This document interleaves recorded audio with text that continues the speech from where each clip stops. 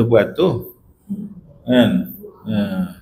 Cuma lebih sikit lah. Okey, asas ikhfa ni yang pertama dengung. Dengung mesti bunyi. Itu dulu.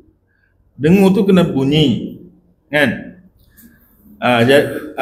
Cuma bunyi dengung tu dia panggil apa? Baina dia 50-50 lah, 50-50. Sebab tu ikhfa ni antara izhar dan idgham. Biar 50-50 maknanya kan. Okey. Dengung bunyi di hidung, sempurna bunyi di hidung dua harakat. Ing di hidung. Kan? Pada masa sama suara pun keluar ikut mulut tu. Ing kan. Cuma banyak sikit. Dengung tu ni bagi pandangan saya lah. Dengung tu dikira kena lebih sikit. Lebih sikit berbanding dengan suara apabila huruf nun mati bertemu dengan dua huruf. Huruf kaf dengan qaf. Kan? Ing mang kan, sebab kedudukan makhraj dia sendirilah. Terangkat pakai lidah tu. Kan? Dia macam menutup jalan keluar suara tu. Jadi suara jadi bunyi dengung tu dia naik banyak ke hidung. Proses sebut tu sendirilah kan. Manakala apabila nun mati tanwin bertemu dengan tiga huruf. Huruf ta, qa dan da. Yang ni suara tu lebih sikit lah. Bukannya lebih banyak. Tak boleh langsung dengung. Kan? Kuntum tu suara saja tu. Hidung. Kan? Cuma suara tu lebih sikit lah. Kadar 5% gitulah. Yang lain pada 4 huruf tadi tengah-tengah. Kadar suara dengan dengung tu. Kan? Man zalladhi. Okey, man zalladhi. Okey. Cuma yang terselah bunyinya dengung lah. Walaupun suara tu keluar juga sekali. Kan? Sebab itulah bila sebut ikhfa dia terkenal dengan dengung. Okey. Itu satu pandangan. Ada yang mengatakan pandangan sebaliknya. Ni kalau kita ngaji tinggi sikit lah. Ada yang mengatakan bila nun mati bertemukan dengan qaf, suara lagi banyak pada dengung. Kan? Ada juga mengatakan bila nun mati tanwin bertemu dengan ta, da, ta, dengung lagi banyak pada suara. Sebab makhrajnya panggil apa? Ujung lidah tu kena naik sikit. Bila naik sikit, ni kalau lukis ni jadi panjang. Kita soalan nak lukis. Bisa padan boleh?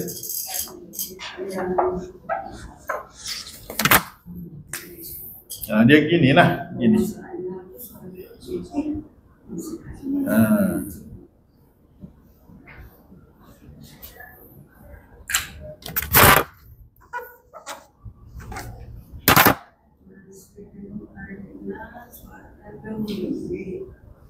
Dia gini lah. Dengung ni bunyi kat sini. Kan? Di apa ni yang panggil ni? Dia panggil apa sini? Makhraj dengung, apa panggil? Fasyum. Kan? Bila kita sebut huruf, okey, suara keluar ikut mana biasanya? Ikut mulut. Dengung, suara ni kita kena alih ke hidung. Kan? Alih ke hidung. Okey. Masa kita sebut huruf kaf dengan qaf, kalau qaf pakai lidah ni. Kita angkat rapat ke langit lembut ni. Qa belakang tu. Okey? Kan? Masa kita baca contohnya man qala, kan? Ambil kalimah ni lah. Man qala. Nun mati bertemu dengan qaf. Bila kita sebut man qala ni pakai lidah ni kita meninggi. Standby. Meninggi tu meninggi rapat betul. Man rapat. Okey. Dia kategori rapat tapi suara boleh keluar juga sikit. Bukan rapat betul lagi sebab kita belum sebut huruf lagi, kita dengung baru tu. Tapi rapat dah. Bila habis dengung tu barulah qa, kita tekan betul untuk sebut huruf qa. Jadi masa proses tu suara masa kita rapat tu, suara ikut mulut ni keluar sikit je. Sebab dia memang rapat tapi tak tekan masa tu. Dan banyak ke hidung. Suara lebih ke hidung lah. Ingat proses dengung ni ingat Ingat lagi tak apa proses dengung? Macam mana proses dengung? Rendahkan dan langit lembut ke arah pangkal lidah. Masa dengung ni kita kena rendahkan dan langit lembut ke arah pangkal lidah. Jadi lelangit lembut pun kita rendahkan, pangkal lidah pun kita angkat. Dia tembur dua tu. Tembur dua tu. Tapi dalam keadaan tekanan tu tak kuat lah. Bila tak kuat, suara keluar juga ikut mulut tu suara. Cuma dia akan lebih banyak sini lah. Sebab jalan tertutup ke mulut. Lepas tu bila kita rendahkan dan langit lembut ke arah pangkal lidah, suara ni akan mengalir ke hidung lagi banyak. Maka jadilah boleh. Sama lah kaf. Cuma kaf depan ni sikit naik ke atas. Rapat juga. Kan? Rapat juga. Tapi rapat dalam keadaan tekanan tu tak kuat lagi dah sebab masa dengung. Masa tersebut barulah ka, barulah kita kena tekan kuat. Sebab kita nak putuskan suara, nak tahan suara tu. Mangqa. Boleh faham? Okey. Yang satu lagi tu, manta tu, pangkal lidah ni tak terlibat lah. Ujung ni saja. Ujung ni dia tinggi sikit. Sebab nun mati bertemu dengan ta ni, makhraj nu dengan dan makhraj da, ta dan ta ni dia dekat-dekat. Dekat-dekat kan. Jadi akak sikit.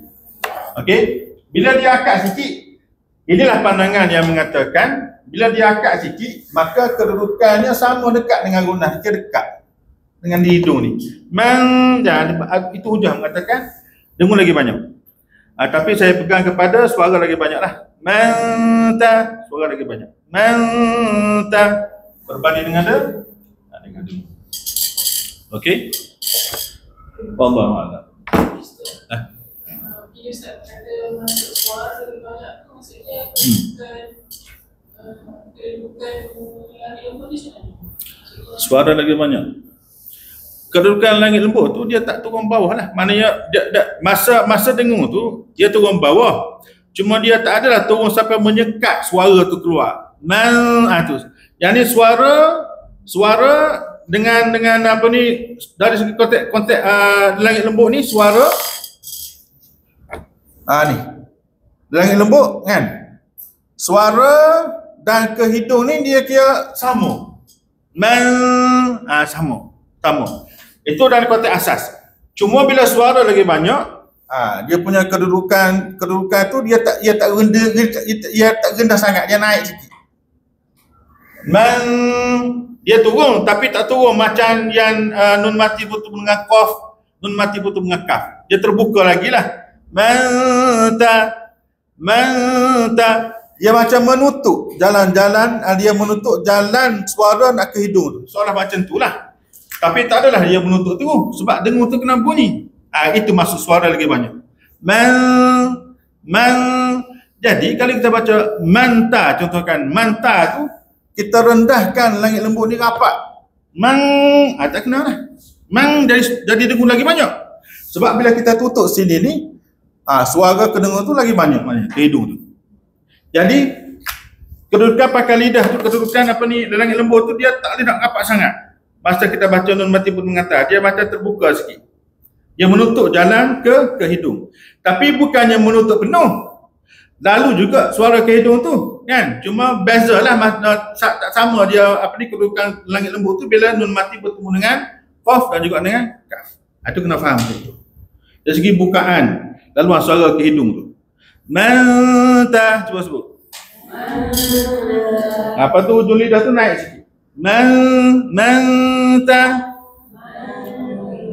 Bila ujung lidah tu naik sikit, maka dia cenderung bunyi tu macam seolah-olah nak ke idgham sikit. Macam nak masuk. Sebab ujung lidah tu takat sikit. Dia standby lebih sikit lah. Manta, miuti, miudu. Boleh. Konsepnya mudah. Bila suara lebih, dia punya bukaan bukaan ke rongga hidung ke khaysyum tu dia akak tinggi sikit. Dia macam menutup sikitlah bukaan tu. Okey, kalau dengung banyak, bukaan tu terbuka sikit ke hidung tu. Tu gitu je. Beza je. Kan? Memang kalau kali pertama dengar memang pening. Kan? Tapi boleh faham ke saya cakap tu? InsyaAllah. Okey. Dia apa-apa laluan, kita kena tahu laluan ke hidung dan laluan ke mulut.